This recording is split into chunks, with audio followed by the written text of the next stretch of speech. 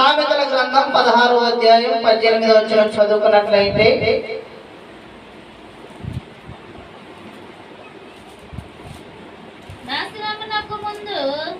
నాశనమునకు ముందు గర్వము నడుచును, పడిపోవుటకు ముందు అహంకారమైన మనసు నడుచును.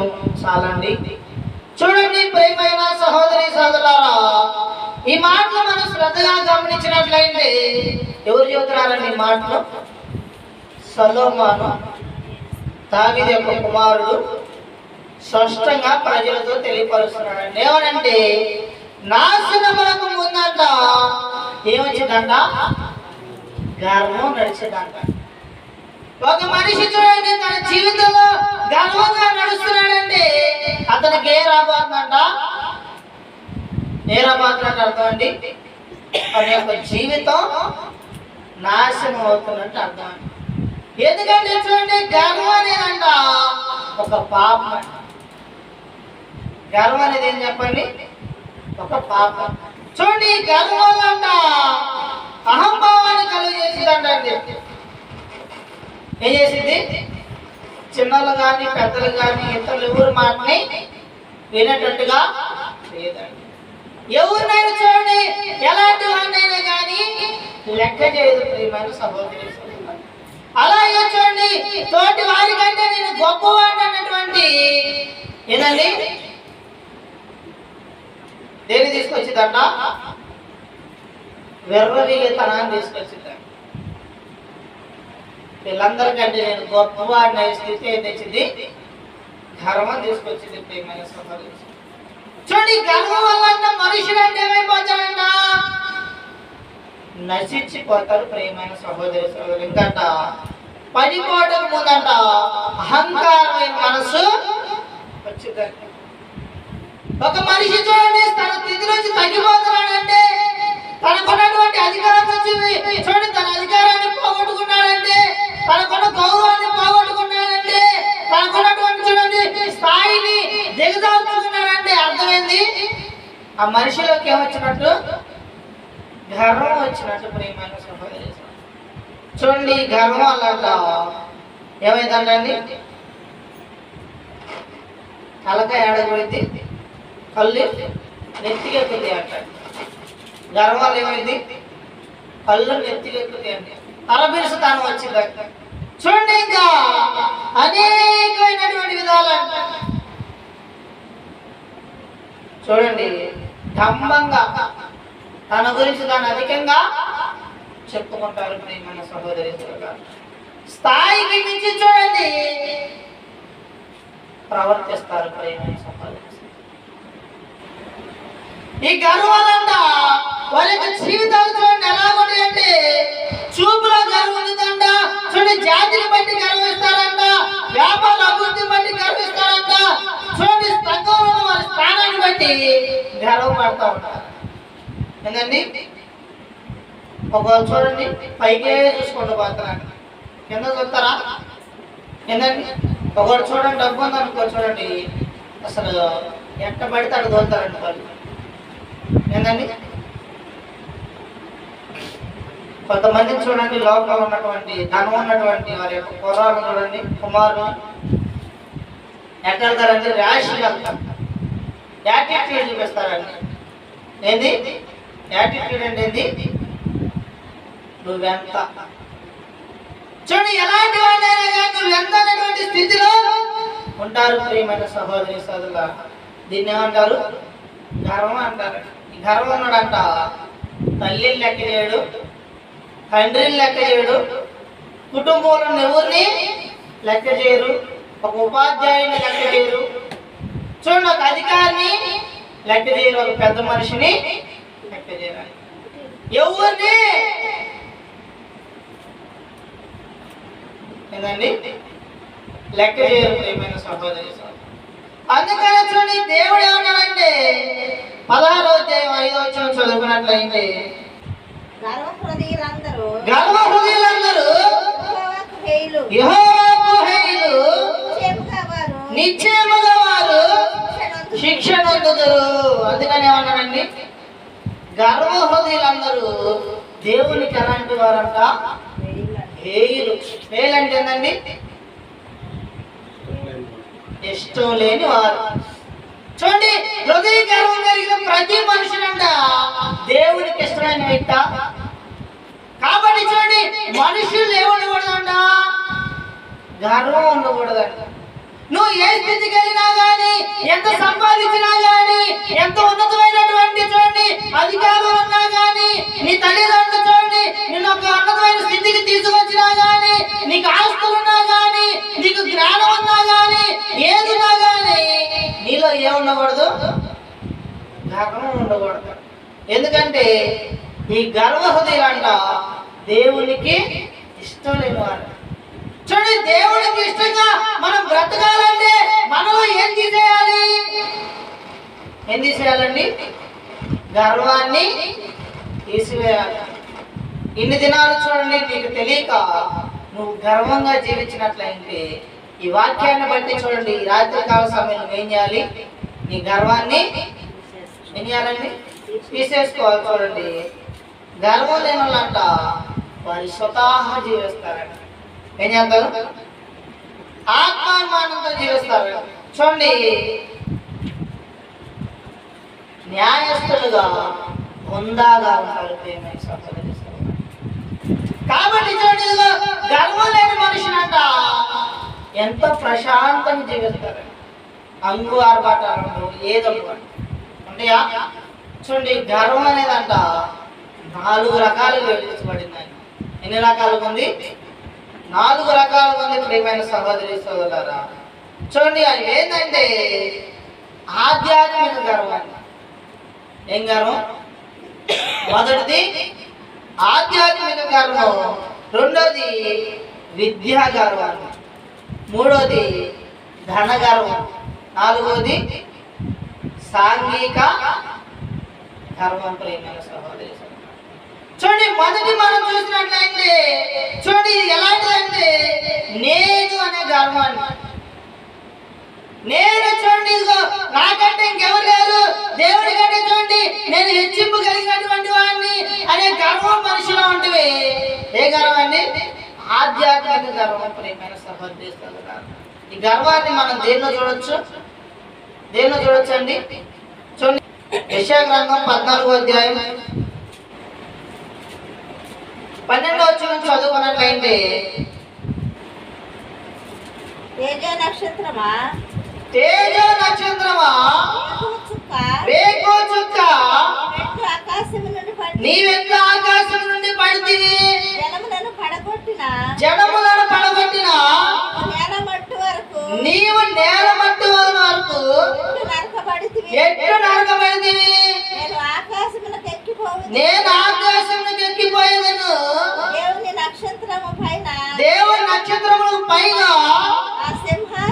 నా సింహాసనము హెచ్చించుదును. ఉత్తర దిక్కునున్న సభా పర్వతం మీద కూర్చుందును. మేఘ మండలం మీదకి ఎక్కిదును. మహోన్నతునితో నన్ను సమానునిగా చేసుకుందునని నీవు మనసులో అనుకుంటేవి కదా. నీవు పాతాళము నరకములోకి ఒక మూలకు త్రోయబడితివి. ఎవరు చెప్పండి? ఎవరండి? సాతాను, అపవాది. దేవుడు చూడండి, ఇదిగో దేవదూతలతో పాటు సమానంగా దేన్ని ఉంచాడండి? సాతాను కూడా ఉంచాడండి. అయితే చూడండి, ఈ సాతాను అంట దేవుడి దగ్గర బాగా నమ్మకం ఉండేదంట. ఎలా ఉండేది? బాగా నమ్మకం ఉంటే చూడండి, దానికంట ఉన్నతమైన స్థితిని ఇచ్చాడంట దేవుడు. ఏమిచ్చాడు చెప్పండి? ఆ ఉన్నటువంటి దేవదూతల కంటే ఈ సాతాను అనే దూత కూడా ఎంతో ప్రయాసపడేదంట. ఎంతో ప్రయాసపడి చూడండి, వాటికంటే ఇదిగో దేవుడిని బాగా ఆరాధిస్తే అంట దీనికి ఏమి ఇచ్చాడంటండి? వాటన్నిటికంటే హెచ్చింపునిచ్చాడంట. దీనికి ఘనతనిస్తే అంట ఇది క్రమక్రమంగా ఎదుగుతా వచ్చింది అంట. ఒక్కసారి చూడండి, ఎదిగిన తర్వాత అంట ఏమంటుందండి? ఇది నేను ఆకాశానికి ఎక్కిపోదు అంటున్నాను. ఇంకేమంటుంది? దేవుని నక్షత్రం పైన నా సింహాసనము హెచ్చిత్తును. హెచ్చిత్తును అంటున్నాడు. కొంతమంది చూడండి ఎలా ఉంటారంటే వాళ్ళ క్రమక్రమంగా హెచ్చించబడిన తర్వాత ఏమొచ్చిందండి వీళ్ళలోకి? గర్వం వచ్చిందండి. వీళ్ళు ఏం చేస్తారంటే ఊరు లెక్క చేయరు, వాళ్ళకి సహాయం చేసిన వాళ్ళు లెక్క చేయరు, వారికి మార్గాన్ని చూపించిన వాళ్ళు లెక్క చేయరు, వారిని కన్న తల్లిదండ్రులు లెక్క ఎవరు లెక్క చేయరు. ఏం చేస్తారు? వారిని వారు హెచ్చించుకుంటారు. చూడండి, ఇది ఉన్నటువంటి సాతాను కూడా అలా హెచ్చించుకొని ఏమనుకుంటుందంటే దేవుడితో పాటు నేను సమానం అనుకుందండి. ఎవరి పని చెప్పండి? కొంతమంది ఏం చేస్తారంటే అది మేలు జరిగింది అనుకో, నేనే తెచ్చుకున్నాను ఈ మేలు. ఏమంటారు చెప్పండి? కష్టపడి నేను ఉద్యోగం తెచ్చుకున్నానయ్యా, కష్టపడి ఆస్తి నేను సంపాదించుకున్నానయ్యా, కష్టపడి ఇదిగో నా కాళ్ళ మీద నేను ఇదిగో ఎవరి మీద ఆధారపడకుండా నేను సంపాదించుకున్నానయ్యా అనే గర్వం చూపిస్తారండి. ఏంటండి? నేను అనే గర్వం రాకూడదండి. నేననే గర్వం వచ్చిందంటే ఎదుటోళ్ళ ఊరిని లెక్క చేయకపోయినా అదే ఏంటంట? ఆధ్యాత్మిక గర్వం అండి. గర్వం ఎవరికి వచ్చింది? సాతానికి వచ్చిందండి. సాతానికి వస్తే ఏం చేయబడిందంట? ఆకాశం నుంచి ఆడకి తేయబడింది, నరకంలోకి తేయబడిందండి, పాతాళంలోకి తేయబడింది. కదండి? పాతాళమునకు నరకములో ఒక మూలకు త్రోయబడింది. కాబట్టి చూడండి, మనుషుడికి నేను అనే గర్వం రావచ్చా? రావచ్చండి.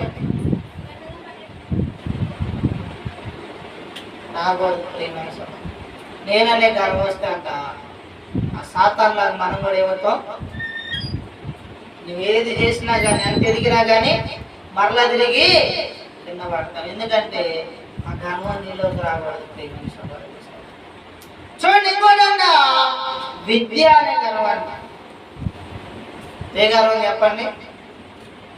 విద్య అనే గర్వం వచ్చిందండి కొంతమంది. విద్య అనే గర్వం వస్తే అంట మీరేం చేస్తారు చెప్పండి?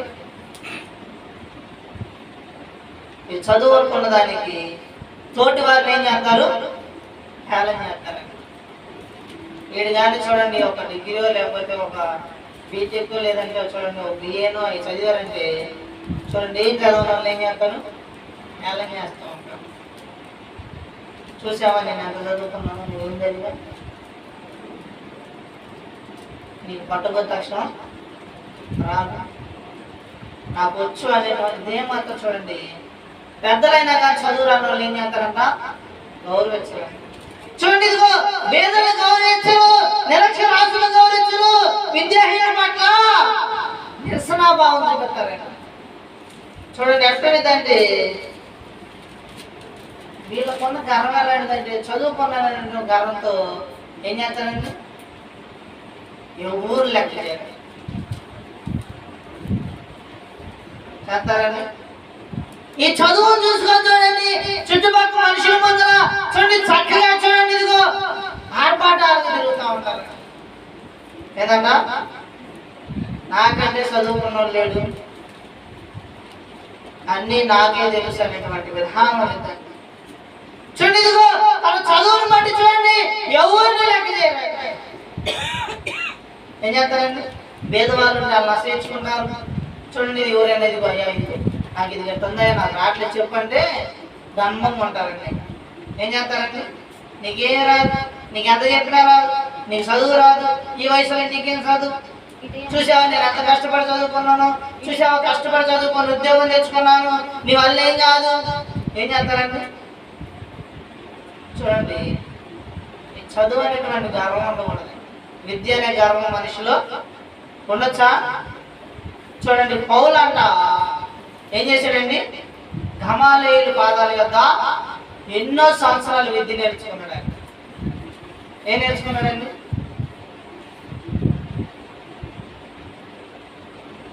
ఏం నేర్చుకున్నాడు? విద్య నేర్చుకున్నాడండి. చూడండి, ఇదిగో ఆయనకి ఎంత విద్య ఉన్నా కానీ ఇదిగో అతనితో పాటు ఉన్నటువంటి శిష్యులు గాని యేసు ప్రభు యొక్క శిష్యులు ఎవరైనా గాని అవమానించాడా? ఏమన్నాడయ్యా, నేను కూడా సువార్త ప్రకటిస్తాను, నన్ను కూడా మీతో పాటు చేర్చుకున్నాయి అన్నాడు. కానీ మీకు చదువు లేదు, గిదువు లేదు, నాకు ఎంత చదువు ఉందో, యేసు ప్రభు నన్ను అంగీకరించాడు, నేను సువార్త చెబుతాను అన్నాడండి. అన్నాడా? అయ్యా మీతో పాటు నన్ను కూడా, నన్ను ఎవరు నమ్మట్లేదయ్యా, మీరు నన్ను పరిచయం చేయండి అన్నాడు. తనంతా చూడండి తగ్గించుకున్నాడండి. ఇదిగో అతనికి ధనం ఉంది, చూడండి ఇదిగో జ్ఞానం ఉంది, ఉద్యోగం ఉంది, అధికారం ఉంది, అన్ని విడిచిపెట్టి చూడండి ఇదిగో ఈ పాపంతో పాటు ఏం చేశాడంట? వారితో పాటే తిన్నాడండి, వారితో పాటు జీవించాడు, వారితో పాటు నడిచాడు, వారితో పాటు చూడండి సమస్తం వారితో పాటే బ్రతికాడండి. మనం బ్రతుకుతామండి, కొద్దిగా చదువు ఉందంటే ఎదుటోళ్ళని హేళన చేస్తాం, కొద్ది జ్ఞానం ఉందంటే ఎదుటోళ్ళని, కొంచెం విద్య ఉందంటే చెవులు లెక్క. ఆయన మరి అలాంటి వాడండి పౌలు, ఎంతో చదువు కలిగిన వాడు, ఎన్నో చదివాడు. కింద వాళ్ళని ఏం చేశాడు? గౌరవించాడా? చూడండి, విద్య అనే గర్వం మనలో ఉండొచ్చా? ఉండకూడదు ప్రియమైన సహోదరి సహోదరు. మూడోది ఏంటండి? ధనం అనే గర్వం. ఏ గర్వం? ధనం అనే గర్వం ప్రియమైన సహోదరి. ఈ ధనం అనే గర్వం ఉన్నాడంట, ఏం చేస్తాడండి? తన హృదయంలో దేవునికి పెట్టేయకుండా దేనికి పెట్టేస్తాడు? ధనానికి పెట్టేస్తాడు. దేవుడి సన్నిధికి రాడు, ప్రార్థన చేయడు, వారం దేవుడి క్రమంలో నడవడు. ఏం చేస్తాడంటే ఏ కాడికి ధనం సంపాదించాలని పరిగెత్తుతా ఉంటాడు. ఏం చేస్తాడు చెప్పండి? ధనం కోసం ప్రయాసపడతారు ప్రియమైన సహోదరి సహోదరు. ఒక ధనవంతుడు అండి ఏం చేశాడంట? అండి కష్టపడి వ్యవసాయం చేసి కొంత పంటను సమకూర్చుకున్నాడంటే ఆ పంట ఎలా ఉందంటే ఎన్నో కొట్లు సరిపోయినాయి, విస్తారంగా ఆస్తిని సమకూర్చాడంట. చూడండి, ఈ ధనగర్వం అంట మానవుని ఏం చేసిందంట?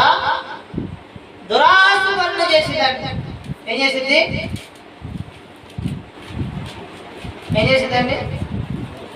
ఈ ధనవంతుడు కూడా చూడండి, తను చూడండి ఇదిగో పంట సమృద్ధిగా పండింది, చూడండి ఇదిగో ఆస్తి వచ్చింది. ఏమైందండి? ధనం పండింది, ఆస్తి వచ్చింది. ఇంకా చూడండి తన ఆలోచన ఎలా ఉంది అంటే తినుము తాగుము సుఖించి మాట్లాడు. ఎవరితో అన్నాడండి మాట? ఇదిగో నా తరతరాలకి, నా కుమారులకి, నా మనవళ్ళకి ఆస్తి ఇదిగో ఎంతో సమకూర్చాను, కష్టపడి ప్రయాసపడాను, కాబట్టి ఇదిగో ప్రాణమా తినుము తాగుము సుఖించి మాట్లాడాడు. ఈ ధనం కోసం అంట అక్రమ మార్గాల్లో జీవించే వాళ్ళు ఉన్నారు. ఏంటండి?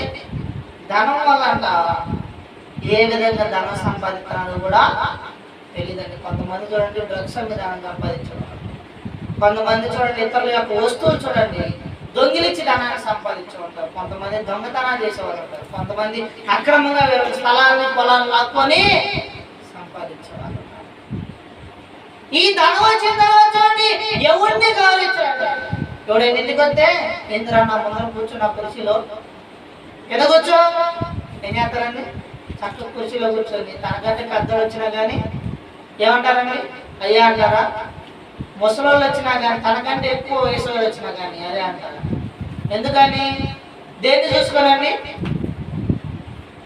దేన్ని చూసుకొని తనకంటే పెద్దవాడిని కూడా గౌరవం లేకుండా అరే అంటూ ఇదిగో వ్యర్థమైన మాటలు మాట్లాడుతూ ఎంతో చాకిరీ చెప్పిస్తున్నాడంటే దేన్ని బట్టి? నాకు ఏముంది? ధనం ఉంది. అసలు చూడండి ధనం ఎవరి వల్ల వచ్చిందంట మనిషికి? ఎవరి వల్ల వచ్చిందండి? ద్వితీయోపదేశకాండం 8వ అధ్యాయం 18వ వచనం చదువుకున్నట్లయితే కాగా నీ దేవుడైన యెహోవాను జ్ఞాపకం చేసుకొనవలెను ఏలయనగా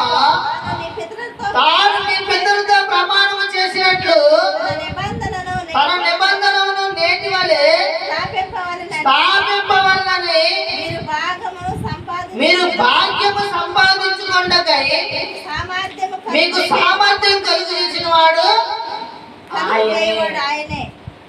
ఎవరంటే మనకి భాగ్యాన్ని సంపాదించుకోవాలని సామర్థ్యాన్ని కలిగేసింది ఎవరన్నా? ఎవరు చెప్పండి? మరి నీకు ఆయుష్ ఇచ్చాడంటేనే నువ్వు ధనం సంపాదించుకోగలుగుతుంది. నీకు ఒక పని చూపించాడంటేనే నువ్వు ధనం సంపాదించుకోగలుగుతుంది. మరి మనం ఏం చేస్తాం? ఈ ధనాన్ని చూసుకొని దేవుడిని విడిచిపెడతాం, కుటుంబాన్ని విడిచిపెడతాం, సమస్తాన్ని విడిచిపెట్టి మనకు గర్వం వచ్చిందండి. నేనే సంపాదించుకున్నా, నాకెవడు సహాయం చేయాల. ఏం చెబుతారంటే నేను కష్టపడ్డానండి, నిద్ర లేదండి నాకు, రాత్రి పగల్లో ప్రయాసపడి సంపాదించుకున్నానండి. ఏంటంట? ధనం వల్ల ఏమొచ్చిందంటండి? ఏమొచ్చిందంటండి? ధనం దేనికి మూలం అంట? దేనికి మూలం అండి? ధనం సంపాదించాలని ఆశ దేనికంటే చూడండి, మొదటి తిమోథెయుకు రాసిన పత్రిక 6వ అధ్యాయం 9వ వచనం చదువుకున్నట్లయితే,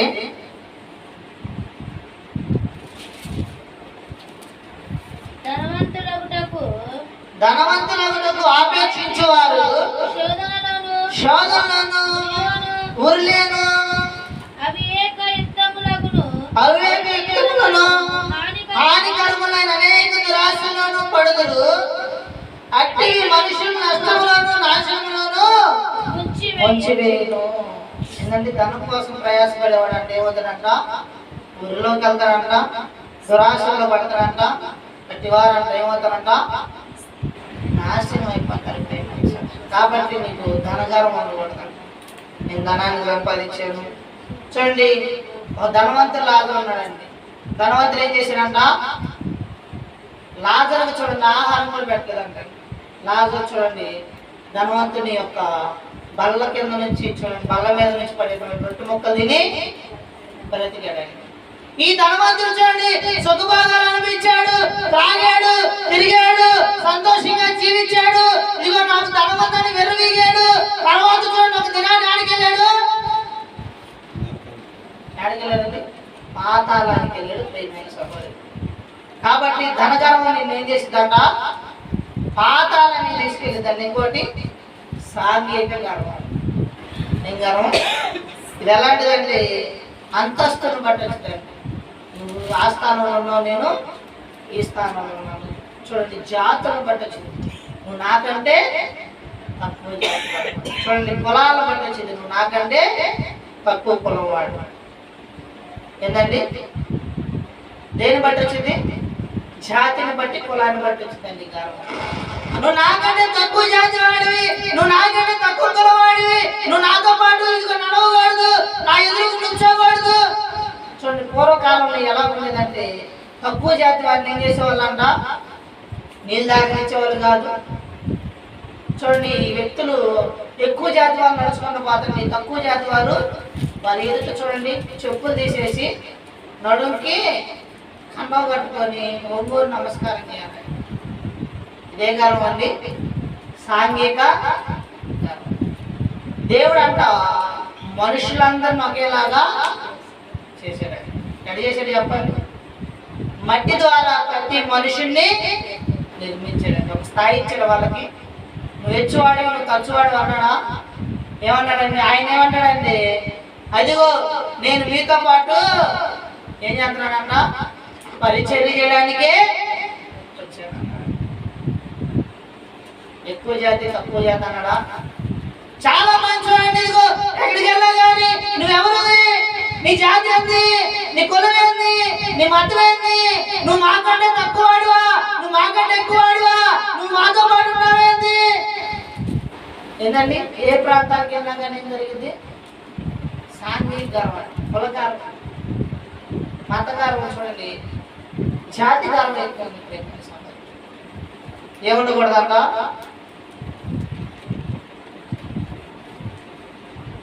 భేదాలన్నీ ఎవరు సృష్టించారండి? దేవుడు సృష్టించాడు. క్షమించండి, మానవుడు సృష్టించుకున్నాడండి. భేదాలన్నీ మానవుడు సృష్టించాడు. దేవుడు ఏ జాతిని సృష్టించాడు? మగ ఆడ. నువ్వు తక్కువ జాతి నువ్వు ఎక్కువ జాతి అని దేవుడు సృష్టించలేదండి. అక్కడ మనుషులు సృష్టించలేదు. మనం మటుకి జాతులు సృష్టించుకున్నాం, స్థాయిలు సృష్టించుకున్నాం. నాకంటే తక్కువ నాకంటే ఎక్కువ అని అనేకమైనటువంటి కులాలు సృష్టించుకున్నాం. ఈ చూసుకొని గర్విస్తా ఉన్నా. చూసావా, నేను ఈ జాతిలో పుట్టాను, ఈ జాతిలో పెరిగాను, నాకంటే ధనవంతుడు, నాకంటే మంచివాడు, అందరు నాకంటే తక్కువ జాతి వాళ్ళు అనుకుంటారు. ఇలాంటి సాంఘిక గర్వం నీలో ఉండొచ్చా? ఉండకూడదండి. సమరీయుడు కూడా ఏమనుకున్నాడు, క్షమించండి, అక్కడ పరిసేయుడు ఏమనుకున్నాడండి సమరీయుడిని, అయ్యా ఇదిగో నేను ఉపవాసం ఉన్నాను, రోజుకు 2 పూటలు చూడండి ఉపవాసం ఉన్నాను, వారానికి చూడండి దేవుడి సన్నిధికి వస్తున్నాను, దశమాంగం ఇస్తున్నాను, దేవుడి యొక్క ఆజ్ఞల ప్రకారం జీవిస్తున్నాను, ఇదిగో ఈ శంకర్ లాగా ఏమన్నాడండి? ఎవరిలాగా ఉండట్లేదంట, శంకర్ లాగా ఉండట్లేదండి, సమరీయుల లాగా. చూడండి, యేసు ప్రభు వెళ్తే ఒక సమరీ స్త్రీ అంటుందయ్యా మీకు మాకు సాంగత్యం లేదు. ఎందుకని ఈ సమరీయులు ఎవరంట? తక్కువ జాతి వాళ్ళ. యేసు ప్రభు ఏమన్నాడు, అమ్మ ఇదిగో నేను ఇచ్చే నీళ్ళు తాగితే ఇంకెప్పుడు నీవు దప్పికదేరు అన్నాడు. కానీ అమ్మా నేను యూదున్నమ్మా, నువ్వు నాకంటే తక్కువ చేద్దాని, నువ్వు నా దగ్గర ఉండొద్దు అన్నాడా? ఏం చేశాడండి ఆయన? వ్యభిచారంతో జీవించాడు, దొంగలతో జీవించాడు, పాపంతో జీవించాడు. ఎందుకని? అన్న గర్వం ఉందా? నేను ఇదిగో దేవుడి కదా ఈ భూమి మీదకి తన శరీరాన్ని చూడండి, తన శక్తిని విడిచిపెట్టి ఇదిగో శరీరాన్ని దేహాన్ని పెట్టుకొని చూడండి, ఇదిగో తనంతా వ్యక్తులకు చేసుకొని ఈ భూమి మీదకి వచ్చాడు. తన స్థాయి ఏదండి? ఎంతో పెద్ద స్థాయి. మరి తనంతా తగ్గించుకొని సమరీ స్త్రీ దగ్గర మాట్లాడే లేదా? తగ్గించుకున్నాను లేదా? మనం ఏం చేస్తామంటే మనకంటే తక్కువ వాళ్ళని మనం చులకనగా చూస్తాం, మనకంటే తక్కువ జాతి వారిని నీళ్ళు ఏమి ఉండకూడదంట, జాతి గర్వం ఉండకూడదు, సాంఘిక గర్వం ఉండకూడదు. ప్రియమైన సహోదరులు, ఎందుకంటే ఏంటండి, దేవుడు ప్రతి మనిషిని ఒకలాగే సృష్టించాడు. ఒకే రెండు జాతులు, మగ ఇవన్నీ మనుషులు కల్పించుకొని ప్రియమైన సభ. ఎందుకంటే దేవుడు అంట ఈ పాపం అన్నింటిలో చూడండి, దేవుడు అసహించుకునే పాపం ఏంటంట గర్వం. గర్విష్ఠులు అంట దేవుడు ఏం చేస్తాడంట, గర్వహృదయం కలిగిన అంట దేవుడికి ఏంటంట దేవుడు అంట. చూడండి, ఇదిగో దేవుడి దృష్టికి చూడండి, ఇదిగో నువ్వు ఇష్టంగా లేవంటే నిన్ను ఏం చేసుకున్నట్టు నాశనం చేసుకున్నట్టు. అందుకే నేనంట ఏమన్నాడంటే నాశనానికి ముందంట గర్వం. నీలో గర్వం వచ్చిందంటే ఆటోమేటిక్గా నడిచిపోయినట్టే. ఈ గర్వాలు చూడండి, ఏ గర్వం ఉన్నా నీలో నీ జీవితం ఏమైనట్టు నశించిపోయినట్టు ప్రియమైన సోదరులు. కాబట్టి దేవుడు అంట గర్విష్ఠుని దేవుడు రాజ్యంలో చేర్చుకోడండి, తనను తాను రిక్తునిగా చేసుకొని వచ్చాడండి. ఈ భూమి మీద తనను తాను తగ్గించుకొని వచ్చాడు. మనం మనకి గర్విస్తున్నాం, నాకు చదువు వచ్చని, నాకు ధనం ఉందని, నాకు పొలం, నా జాతి పెద్దదని, ఏందండి నాకంటే ఎవరు లేరని గర్విస్తున్నావు. అలాంటి గర్వాన్ని నీలో తీసేసుకో. ఎందుకంటే గర్వం వల్ల అంట నీ జీవితం ఏమైపోయిందంట నాశనం అయిపోయింది. అహంకారం మనసు వల్ల అంట నీ జీవితం ఏంటండి పాడైపోయింది. కాబట్టి ఎప్పటికైనా అలాంటి గర్వం నీలో ఉంటే ఈ ఉన్న ప్రతి గర్వాన్ని ఏం చేసుకోవాలి, తీసేసుకోవాలి. తీసుకొని దేవుడి సన్నిధిలో యథార్థంగా బ్రతకాలి, న్యాయంగా బ్రతకాలి, నీతిగా బ్రతకాలి. నీలో ఉన్న గర్వాన్ని తీసేసుకొని తగ్గించుకొని జీవించాలని. ఎందుకంటే తాను హెచ్చించుకోవడం వాడు ఎప్పుడు హెచ్చించబడ్డాడు.